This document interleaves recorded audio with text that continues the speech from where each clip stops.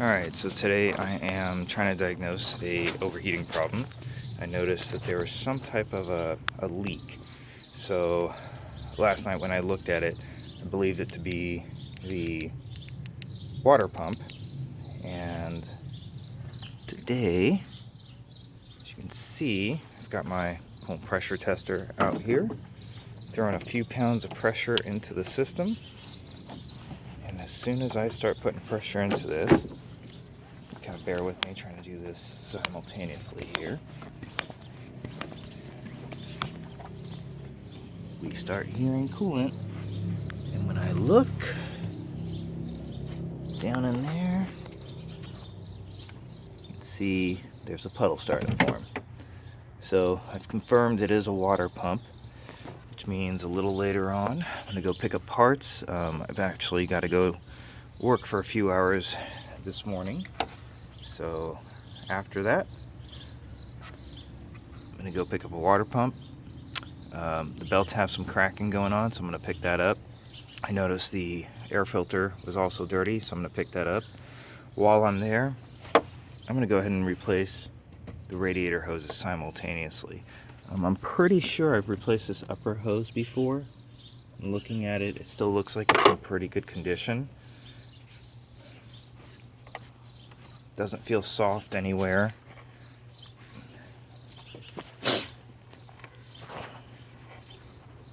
Maybe just, yeah, I might just go ahead with the lower radiator hose. The rest seems to be just a replacement at one point. Everything still seems clean.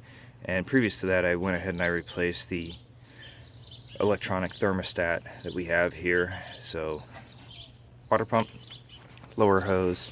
There is a switch on this lower hose, and actually when I press down on it, you can see a little bit of a leak right there too. Now, if you guys can see that, let me see if I can zoom in a little. Get down in here, now watch. There it is. So that was the leak that's been going on for a while that we couldn't find before. Now everything on the system shows that. Now there is another sensor that is connected, another port right here that's connected, and that upper one seems nice and strong still. It's a little bit of moisture and wetness was simply because of this setup on here. You take it off and you can see it spills initially. So all the other hoses look okay from where I'm looking at. I mean, I'm looking at the lower heater hose right here, and that seems okay. All the bypass hoses seem okay. A word of caution too, when you do go pull this apart and take it out, there is an induction tube that stretches from the intake down into where the water pump port is. So when this comes off, I'm going to look on the inside and make sure that that tube is not gelled up or clogged up in any way. If it is, it'll cause heating condition problems inside the vehicle where you turn on the heat and you won't get heat. Alright, I've gone to my wholesale supplier and I've picked up some parts. Got a new air filter, got belts for the drive belts basically, got some new wiper blades. Inside here is a cabin air filter, charcoal activated as well. And of course the water pump, the main problem that we're having here. Went ahead and picked that up, and as you can see, I'm picking up original equipment replacement parts. These are original manufacturers that are designed for BMW. You can see this lower hose that I picked up here also has the sensor already built into it. And one of the biggest arguments I hear about not buying a BMW is cost of parts. So let's take a look at this here. I'm going to give you some examples here. Okay, the top one is this hose that we were just looking at. You can see the list price is $130.16. My wholesale price was $61.54. Kind of walking all the way down here, you can see each one of these and you can see the markups on each one. And here is what I'm paying on total for my parts. Now, mind you, if you were going to the dealer, some of these parts, for instance, the water pump. This is showing at $79.22 from Graph as their list price. Now, as I mentioned, this is a quality part. This, you can see the BMW number on top there and what they're adaptable for. But you can also say this part was made in Italy, and many manufacturers use this particular brand for European vehicles. BMW's water pump is $115 as the retail price. Graph's retail price $79.22. I paid $36.79 on this. So if you were to go to the dealer, this whole thing would probably cost you $600 to $700 in parts for everything you see here, plus the labor to install. Definitely a price difference. Now, as an example, AutoZone, O'Reilly's, Pep Boys, I looked up some of these parts on there, and to pick up the water pump, the upper and lower radiator hose, I was looking right about 160 to 180 bucks, depending on which company I was going through.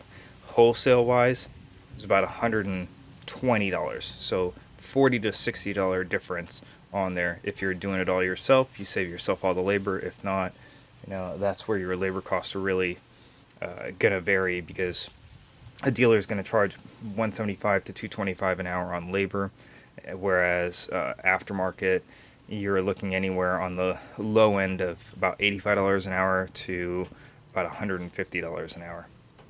So let's get to working on the car.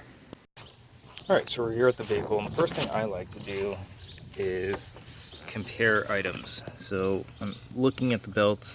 They seem to match up on the amount of ribs. Size wise, the smaller belt seems to be right. I won't know until I actually pull it off. Same with the larger drive belt. However, when I'm looking at the hose, I'm easily able to see that the angle on the bottom is correct. The center, same plug, same design, and same with the pop clips here. Everything matches up as far as the molded form. So I can go ahead and now remove that out of the plastic packaging.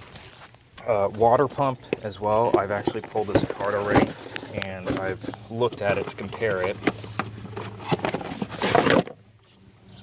So everything here looks correct. You can see this is a bench tested part already, so they know it is functioning, not a manufacturer defect.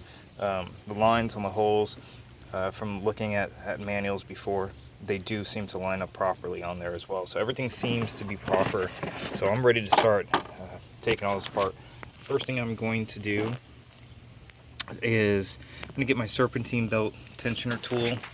I'm going to pop these caps off right here, and I don't know if you can see it. Let me get down in here.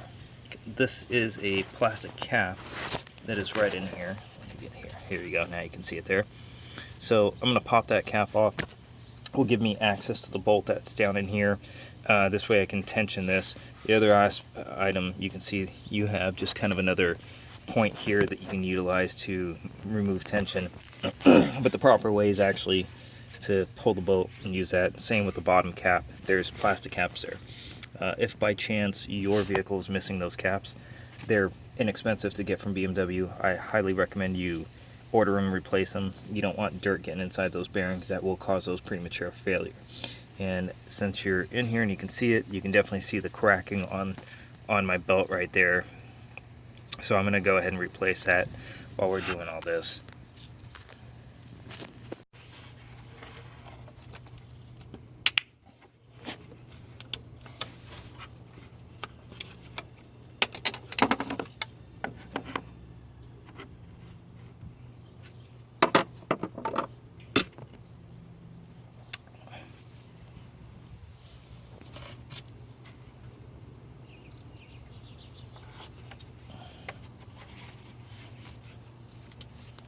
Alright, so you can see these are the plastic caps. They don't take much to pop off. Just any type of pry bar, screwdriver will pop these right off. Behind that, you can see down here, I know it's a little tough to see. Get the camera to focus down in there. Right down in there. That should be a T50. So I'm going to go ahead and grab my serpentine belt tool with the T50 on there, and we'll get that removed and get that small belt replaced right now.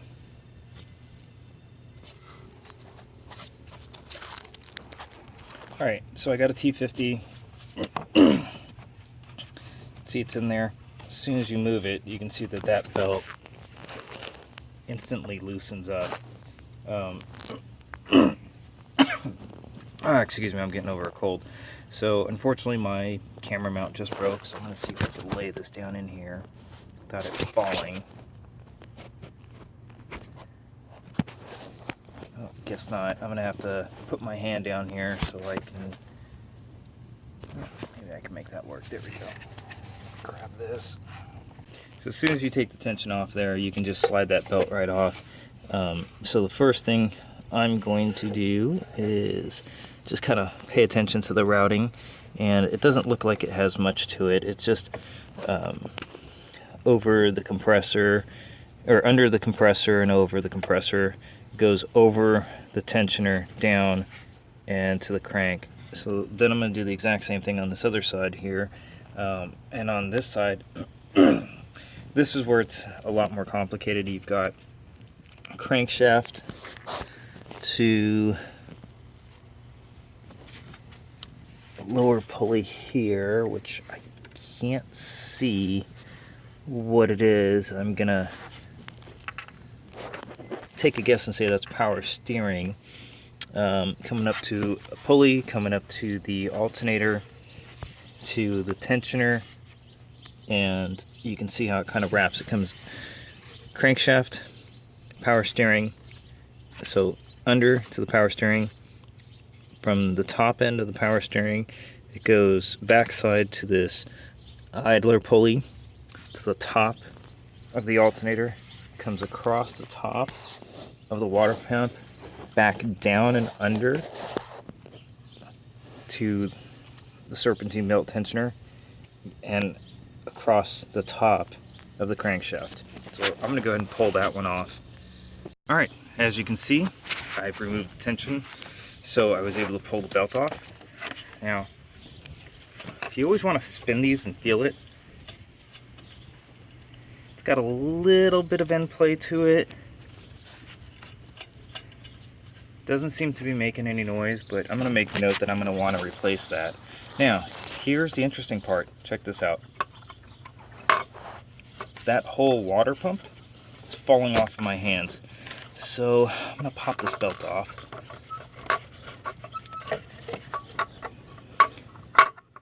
And now, yeah, that whole thing is ready to just pop out.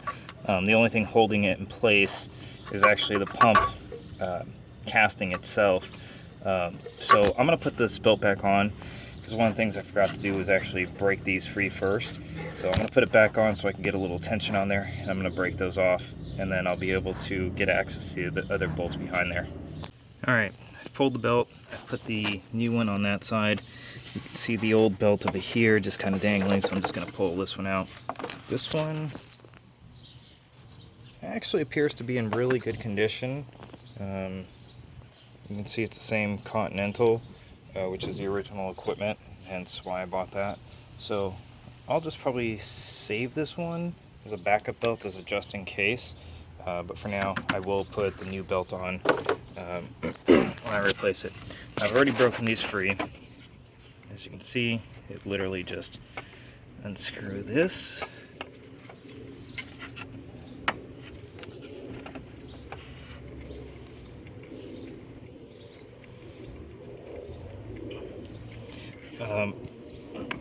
One of the things I will say is it doesn't take a lot of torque on these, so when you go to put it back on, you want 5 pounds probably of pressure. It doesn't really have to be very forceful on. They've got lock washers. If yours doesn't have a lock washer, not a big deal. Not all of the applications do, but still I wouldn't go past 5, maybe 8 pounds of pressure. These are really soft screws. So this, probably gonna have to get a little rubber hammer and just tap it a bit and get it to walk off. Let's see if it'll. There it goes. Doesn't really take much. Keep in mind, this is plastic, so don't force it, don't pry bar it. You can see it has a little anti-seize on it already. probably from the manufacturer. So there it is.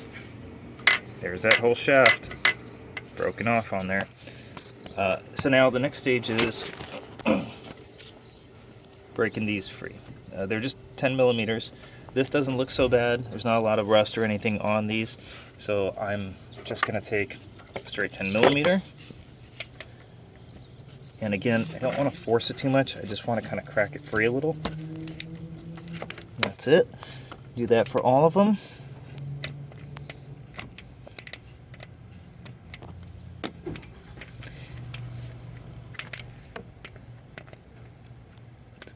On there. I'm having a little bit of a difficult time because of the angle, and plus I'm trying to hold the camera in my hand since my mount broke. So I think I'm gonna put the camera down, I'm gonna break these free, and then I'll pull off the water pump and show you what it looks like on the inside. Alright, so I got the bolts off, and I'm gonna show you how I went ahead and pulled this out. As you can see, you've got right on each side here, and over here in the middle here.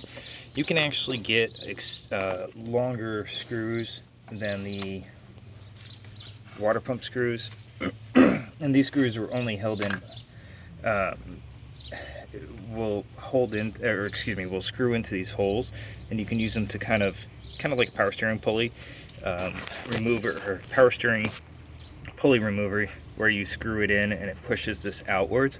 Another thing you can do is just tap on a little bit with a rubber hammer, and I used a small little pry bar as a wedge, and you can barely get down in there, and I put it basically right behind here, as I was able to get a little bit in there, and just use that to keep this gap open. Then I tapped, pulled really strong, and it popped right out on me.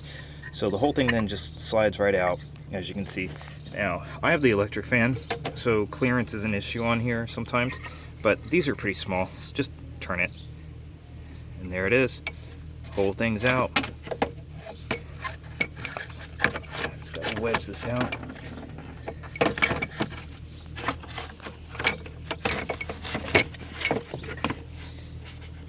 Probably gonna have to pop this upper radiator hose off to the side for a minute. Let me put this down.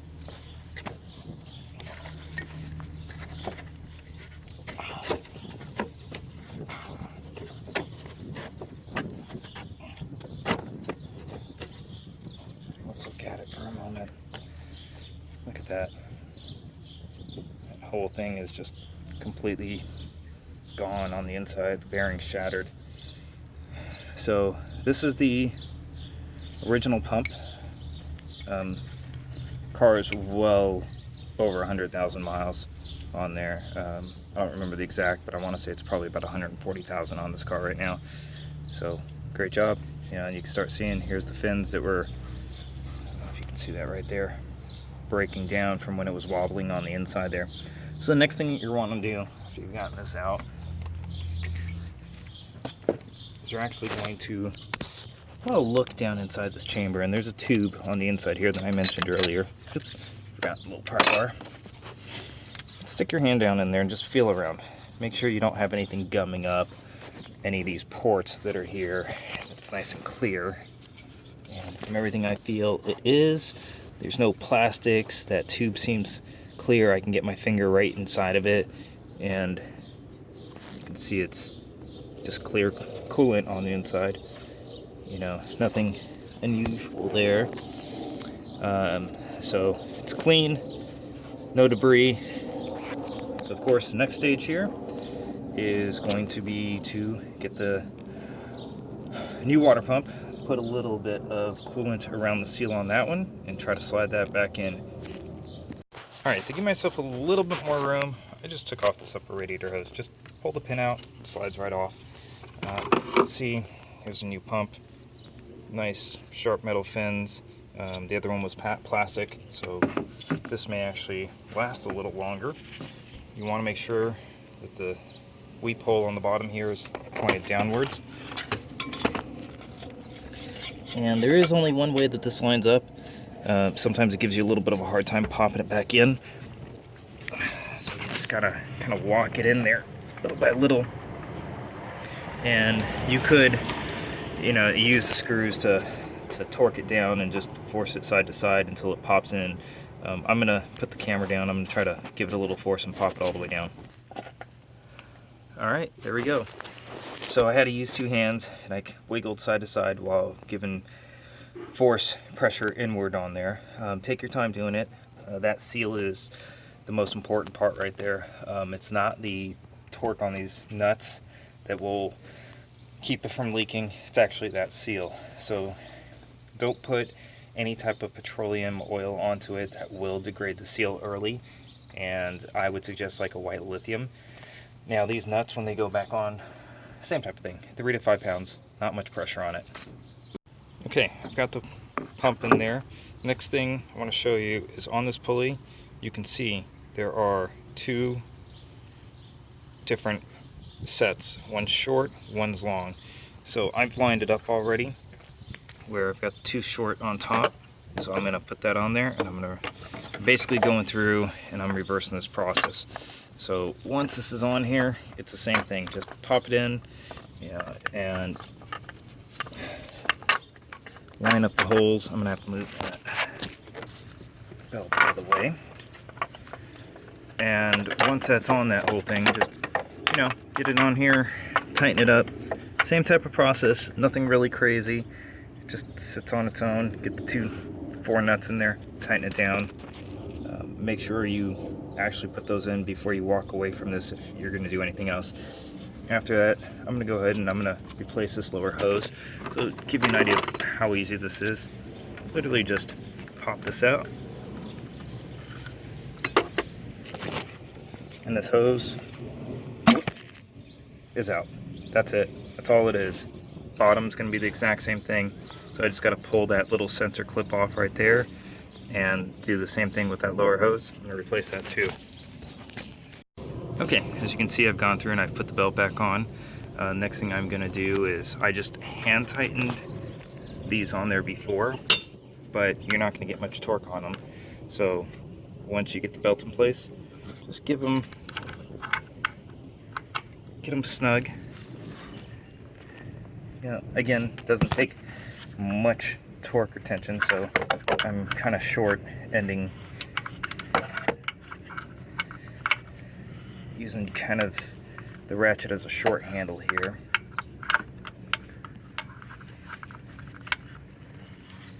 Once I get them in, I'm just gonna maybe a quarter turn on each. One thing I should mention when I install the water pump, always go side to side, cross from side to side, side to side, just like you would on any type of wheel installation. And that's it. That's done. That side's done. I'm going to do this hose first, then I'm going to put this belt back on, and then I will recheck the system, clean it all off with a little carb clean, or actually in this case I'm going to use some electrical parts cleaner so I can dry off the belt and dry all these other components off.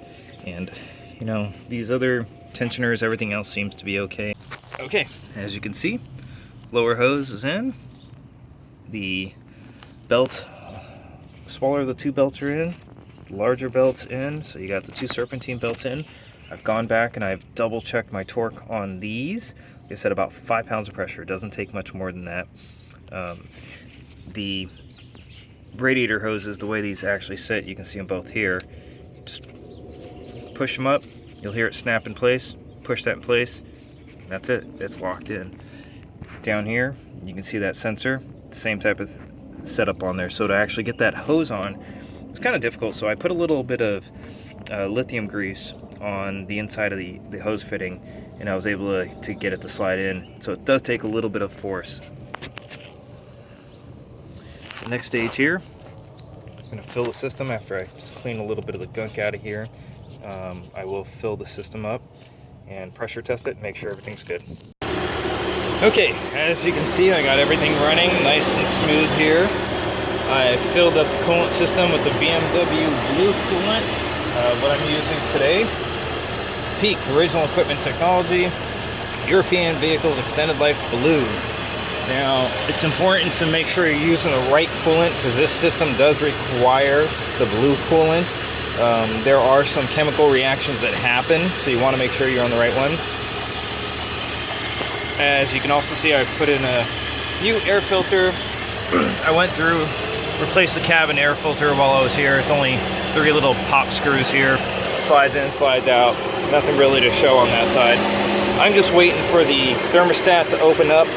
So I'm constantly checking this side to see when the temperature difference happens. The reason I'm using this flow funnel is so it can kind of breathe in and out. You do have a bleeder screw right here, so you want to use an oversized screwdriver to just open this. You'll see coolant is actually kind of coming through. There we go. Sucks it back down, gets that pressure, get a little bit of leakage coming out. Lock it back in place. So I'm still just waiting. Once the whole thing